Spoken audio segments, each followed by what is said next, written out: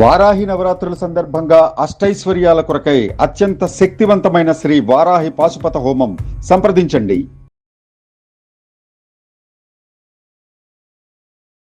నమస్తే, నేను మీ గాయత్రి. ప్రస్తుతం మనతో పాటు ఉన్నారు ప్రముఖ ఆస్ట్రాలజర్, తంత్రం, యంత్రం, మంత్రం నిపుణులు సురేష్ బాబు గారు. గురుగారితో మాట్లాడదాం. నమస్కారం గురుగారు. జై శివనారాయణ. గురుగారు, ఈ మధ్య కాలంలో అసలు బిజినెస్ చేయని పర్సన్ అంటూ ఉండరు. బిజినెస్ స్టార్ట్ చెయ్యాలి అని తపనతో మొదలు పెడుతున్నారు, కానీ లాస్ రావడం వల్ల ఇంకేదో సమస్యలతో ఇంకా వదిలేసి జాబ్ చేసుకుంటే బెటర్ అని అనుకుంటారు. ఇప్పుడు జాబ్ చేసే వాళ్ళేమో బిజినెస్లోకి వస్తే బెటర్ ఏమో అని ఆలోచిస్తూ ఉంటారు. మళ్ళీ బిజినెస్ చేసే వాళ్ళకి, బిజినెస్ స్టార్ట్ చేయాలి అనుకునే వాళ్ళకి ఏదైనా యంత్రం తెలియజేస్తారా? అలానే వ్యాపార వృద్ధి లేని వాళ్ళు, పార్ట్నర్షిప్ వ్యాపారాలు పెట్టి నష్టపోయేటువంటి వాళ్ళు, స్టార్టప్గా బిజినెస్ మొదలు పెట్టేసి లాస్ అయిన వాళ్ళు, ఇది ఈ ఏరియాలో చేస్తే బాగుంటుందని దిగిన తర్వాత కాంపిటీషన్ వచ్చి రావడమా, స్థలం మార్పిడి రావటమా, స్థలంలో ఎదుగుదల లేకపోవటమా, సరైనటువంటి వ్యవహారం మెయింటెనెన్స్ చేయకపోవటమా, లోన్స్ సరైన పద్ధతి లేకపోవటమా, డబ్బు రాకపోవటమా, లాంటివి చాలామంది నష్టపోతూ ఉంటారు. అన్నిటికన్నా కూడా ముఖ్యంగా నరదిష్టి, నరఘోష, వీటి వలన వ్యాపారాలు నష్టపోయిన వాళ్ళు బొచ్చిన మంది ఉన్నారు. సరిగా పట్టించుకోకపోవటం వలన, అవగాహన లేకపోవటం వలన ఎన్నో లోపాలు ఉంటాయి. ఏదో వాళ్ళు చేస్తున్నారు కదా మనం చేద్దాం అనేటువంటి లోపాలు ఉంటాయి. ఇన్ని లోపాల వలన వ్యాపారం నష్టపోతూ ఉంటాం, వృద్ధిలోకి రాదు. చెప్పుడు మాటలు వినడం ద్వారా, సలహాలు తీసుకోవడం ద్వారా ఎన్నో ఉంటాయి. వ్యాపారం నష్టపోవడానికి అనేకం.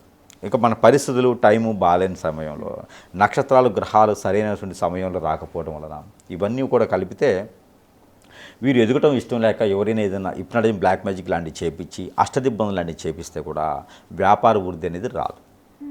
కాబట్టి వ్యాపారం వృద్ధి అవ్వకపోవడానికి, వ్యాపారంలో నష్టం రావడానికి అనేకమైన కారణాలు ఉంటాయి.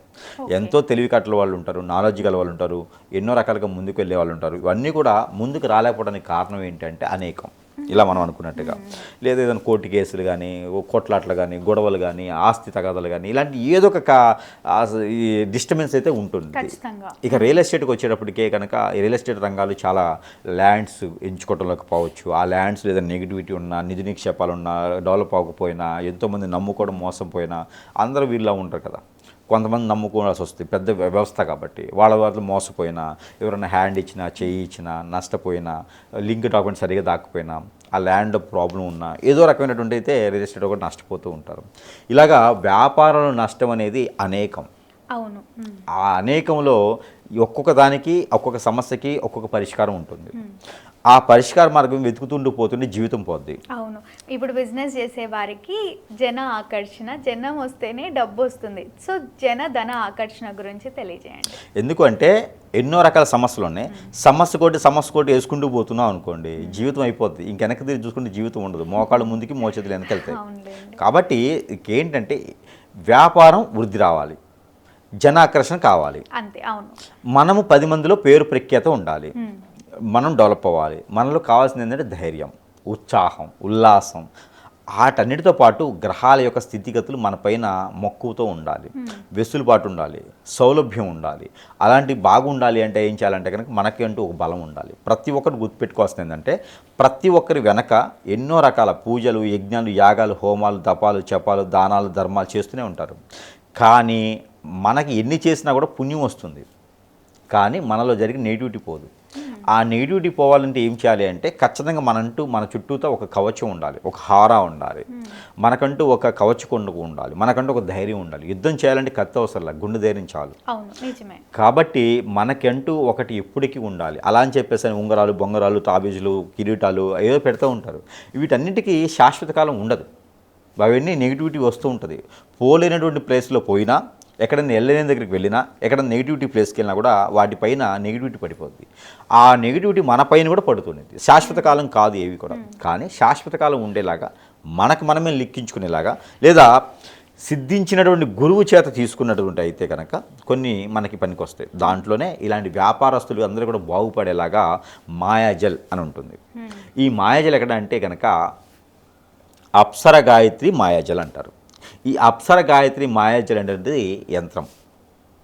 అప్సర గాయత్రి మాయాజల్ ఓకే. ఈ యంత్రాన్ని కనుక మనము వ్యాపార సంస్థలోనే కానీ, ఇంట్లోనే కానీ, హాల్లో కానీ, కిచెన్లో కానీ, మనం ఎక్కడైతే మీటింగ్ హాల్ ఉంటుందో అక్కడ కానీ, ఎలాంటి ఆఫీసెస్లోనూ, అలాంటి ఫ్యాక్టరీస్లోనూ, సంస్థల్లో కూడా ఈ యంత్రాన్ని మనము నెలకొల్పాలి అంటే భూమిలో పెట్టే అవసరం లేదు, వాళ్ళకి హ్యాంగ్ చేస్తే చాలు.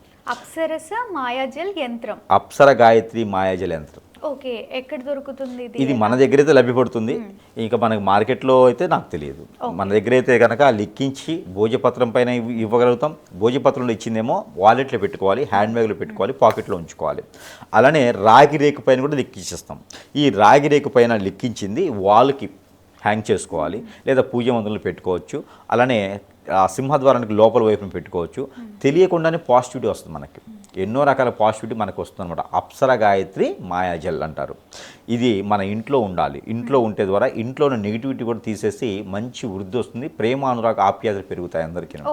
వ్యాపార సమస్యలోని జనాకర్షణ ధనాకర్షణ వస్తుంది అనమాట. ఎలాంటి నెగిటివిటీ నరదిష్టి నరకోశం పారదోలుతుంది. ఇలాంటి అప్సర గాయత్రి యంత్రం అనేది ప్రతి ఇంట్లోనే కాదు, ప్రతి సంస్థలోనే కాదు, ప్రతి దగ్గర కూడా మనము బ్రతుకుతున్నాము అనేటంటే ప్రతి సంస్థలో కూడా, ప్రతి ఆఫీసులో కూడా ఈ యొక్క యంత్రాన్ని మతంతో సంబంధం లేకుండా పెట్టుకోవాలి. ఎప్పుడైనా ఒకసారి ధూపం వేస్తే చాలు, ఏమి ఆశించదు, ఏమి అడగరాదు. కాబట్టి దానికి ఇంకొకటి ఏంటంటే నెగిటివిటీ కూడా రాదు.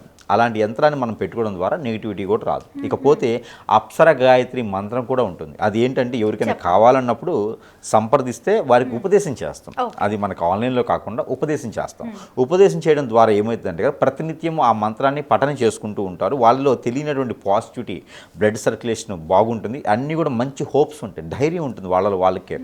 ఎలాంటి సమస్యలైనా ఎదుర్కొనేటువంటి ధైర్యం వస్తుందంటే కనుక అలాంటి మంత్రం పబ్లిక్లో చెప్పడానికి అవ్వదు. అది అంటే మంచి బీజ మంత్రం కదా, అందుకని చెప్పి మనము ఆన్లైన్ ద్వారా అయినా సరే వాళ్ళకి మొబైల్ ద్వారా అయితే చెప్పి సిద్ధిస్తాం. వాళ్ళకి ఆ మంత్ర ఉపదేశం అయితే మనం చేయడానికి సిద్ధంగా ఉన్నాం. ఎవరికైనా కావాలంటే కూడా సంప్రదించవచ్చు. ఎక్కడ నష్టపోతున్నాము, ఇంకా జీవితం లేదు, ఒంటరి అయిపోయినాను, బయటికి వెళ్ళిపోతున్నాను, ఇంకా నాకు అన్నీ వదిలేసుకుంటాను అనుకున్న వారు ఎవరికైనా సరే, థర్డ్ స్టేజ్లో ఉంది దారిద్ర్యం అనుకున్న వాళ్ళకైనా సరే ఈ మంత్ర ఉపదేశం చేస్తాం. దానివల్ల వాళ్ళు మళ్ళీ కూడా పుంజుకొని ఈగలాగా మళ్ళీ, అంటే బ్లూ ఫినిక్స్ అని ఉంటుంది. ఆ బ్లూ ఫినిక్స్ స్టోరీ చాలా పెద్దగా ఉంటుంది. అది మరొక మారి అవకాశం వచ్చినప్పుడు మనం చెప్పుకుందాం. ఆ బ్లూ ఫినిక్స్ లాగా తెలిసిన వారికి అయితే బ్లూ ఫినిక్స్ స్టోరీ అని ఉంటుంది అనమాట. ఆ బ్లూ ఫినిక్స్లో మళ్ళీ వెదజల్లేలాగా అద్భుతంగా ఉంటారు. కాబట్టి ఎవరికైనా సరే ఈ అప్సర యంత్రం కానీ, అప్సర మాయాజల్ యంత్రం కానీ, మంత్రం కానీ కావాలనుకున్న వారు సంప్రదించవచ్చు. బిజినెస్కి సాధన ఏం అవసరం లేదా? బిజినెస్ కూడా ఉంటుందండి, బిజినెస్ కూడా సాధన ఉంటుంది. ప్రతినిత్యం సాధన చేసుకోవచ్చు. ఉదయం సూర్యుడికి వెళ్ళి చూసుకుంటూ అప్సర గాయత్రి మంత్రం ఒకటి ఉంటుంది, అది బీజం చేసుకోవాలి. చేస్తాను తప్పకుండా గురువు గారు. బిజినెస్లో డెవలప్మెంట్ రావడానికి మన ప్రేక్షకుల కోసం ఎంతో చక్కగా తెలియజేసినందుకు ధన్యవాదాలు. చూసారు కదా, మా వీడియో మీకు తప్పకుండా నచ్చిందని అనుకుంటున్నాను. అలా అయితే లైక్ చేయండి, షేర్ చేయండి. మరిన్ని ఇలాంటి ఇంట్రెస్టింగ్ వీడియోస్ కోసం మా ఛానల్ని తప్పకుండా సబ్స్క్రైబ్ చేసుకోండి. గురువు గారిని కలవాలి, ఆ బీజ మంత్రాలు తెలుసుకోవాలి అనుకుంటే వీడియోలో స్క్రోల్ అవుతున్న నెంబర్ని తప్పకుండా కాంటాక్ట్ అవ్వచ్చు. ధన్యవాదాలు.